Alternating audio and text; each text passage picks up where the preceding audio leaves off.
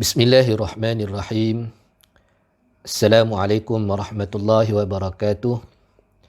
Alhamdulillahi rabbil alamin. Wassalatu wassalamu ala ashrafil anbiya'i wal mursalin. Sayyidina Muhammad wa ala alihi wa sahbihi ajma'in. Subhanaka la ilma lana illa ma'allamtana innaka antal alimul hakim. Rabbi syrah li sadri wa yassir li amri wahlul 'uqdatam min lisani yafqahu qawli. Muslimin, muslimat yang dirahmati Allah Subhanahu wa taala, tak ramai di kalangan kita yang mengetahui hakikat dugaan kiriman Allah Subhanahu wa taala kepada para hamba-Nya.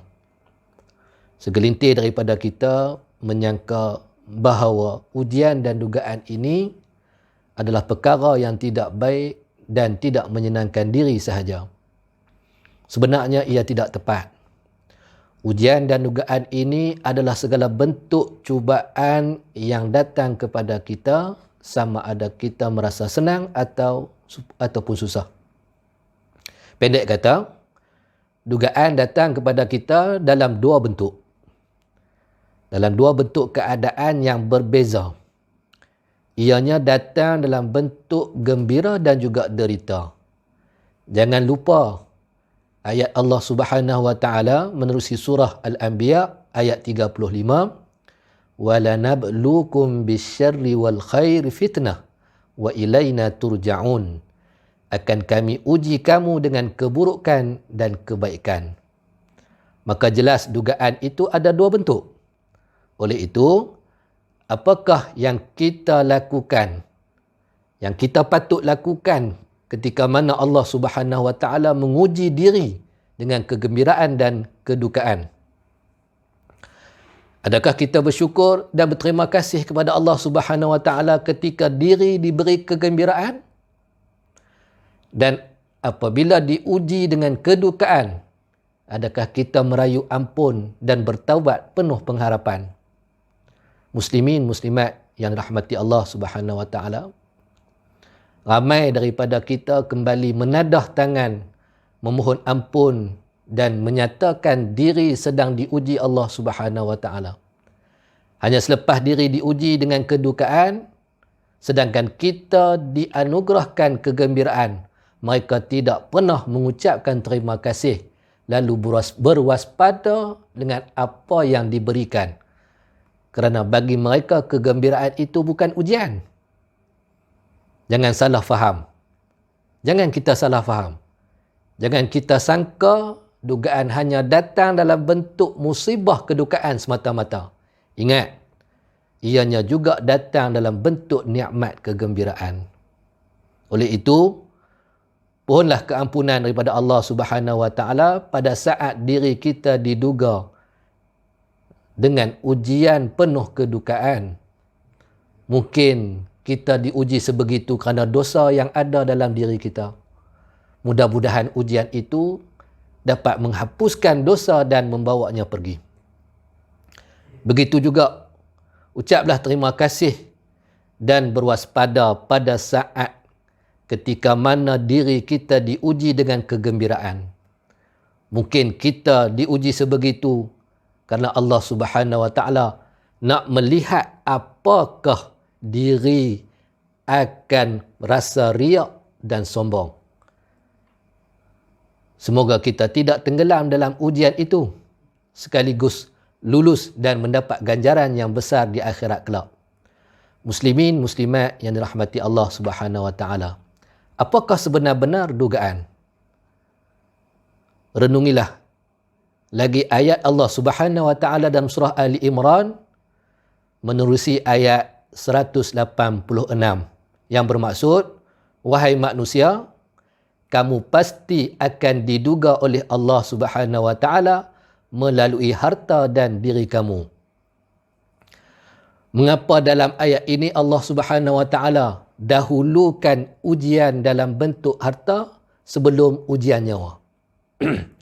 Sedangkan nyawa lebih berharga daripada segala-galanya. Adakah ia bermaksud ataupun membawa maksud harta itu lebih penting daripada nyawa kita sendiri? Jawabnya tidak.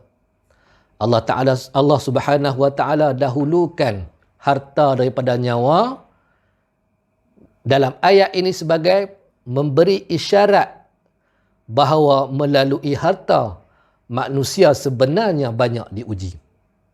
Diuji dengan kesenangan dan diuji dengan kekurangan. Semua daripada kita tidak akan terlepas daripada dugaan pada hartanya. Banyak ataupun sedikit, kaya ataupun miskin. Di sebalik ayat ini, jelas kepada kita bahawasanya ujian melalui harta dan wang begitu mudah berlaku kepada kita. Tidak seperti ujian pada nyawa. Kerana harta, segala perkara yang berkait dengannya akan dicatat oleh Allah Subhanahu Wa Taala. Daripada mana asal harta, bagaimana kita mendapatkannya, siapa yang memakannya, dan di mana ianya dilaburkan. Kesemuanya itu akan dihitung dan dicatat satu persatu. Kalau baik pengurusan awal dan akhir hartanya, maka baiklah natijahnya. Kalau sebaliknya, maka tunggulah sahaja pembalasan daripada Allah Subhanahu Wa Taala. Berbeza dengan nyawa. Tidak semua daripada kita akan diuji dengannya. Tak semua daripada kita diuji dengan luka, dengan sakit, ataupun terbunuh. Boleh jadi seseorang itu mati meninggalkan dunia ini tanpa sedikit pun terluka ataupun sakit. Berbeza tingkat perbezaan antara dua dugaan ini. Dugaan melalui harta lebih mudah menimpa diri. Maka bermula dari hari ini, jaga-jagalah dalam menguruskan harta kita. Sentiasa berwaspada dengan harta yang kita miliki. Jangan pula tanpa segan silu kita anggap semua rezeki dan harta yang ada pada kita itu nikmat pemberian Allah Subhanahu Wa Taala. Boleh jadi ia milik orang lain yang belum kita pulangkan. Ataupun mungkin sahaja ianya hutang orang lain yang belum kita lunaskan. Jangan kita sangka bahawa semakin kaya seseorang, maka dia sedang dirahmati dan dikasihi oleh Allah Subhanahu Wa Taala.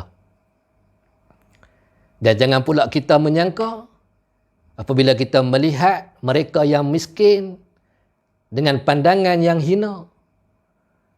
Jangan kita sangka bahawa mereka miskin kerana mereka dijauhkan Allah Subhanahu Wa Taala daripada rezeki dan rahmatnya.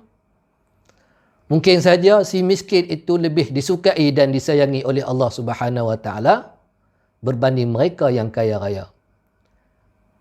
Sekarang, mungkin ada dalam kalangan kita yang tertanya-tanya, adakah kaya dan miskin?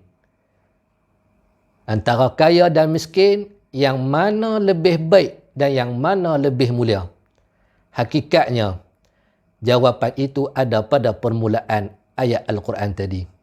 Sebenarnya, orang yang paling baik dan paling mulia bukan dilihat pada nilai kaya ataupun miskinnya. Tetapi dia dilihat pada sejauh manakah kefahaman mereka dalam menyingkap mana satu ujian yang menjadikan mereka bersyukur dan berterima kasih kepada Allah Subhanahu Wa Taala. Jikalau si kaya ego dengan hartanya, maka dia akan durjana. Sebaliknya, jikalau dia mencari rezeki yang halal dan pemurah, maka dia akan beroleh rahmat daripada Allah Subhanahu Wa Taala. Begitu juga jikalau si miskin terus bersangka buruk dengan kesempitan hartanya, maka dia juga akan durjana. Sebaliknya, jikalau dia terus-menerus bekerja kerana Allah Subhanahu Wa Taala dan bersangka baik padanya, maka dia juga akan beroleh rahmat daripada Allah Subhanahu Wa Taala. Moga bermanfaat. Aqulu qawli hadza wa astaghfirullahal azim li wa lakum. Assalamualaikum warahmatullahi wabarakatuh.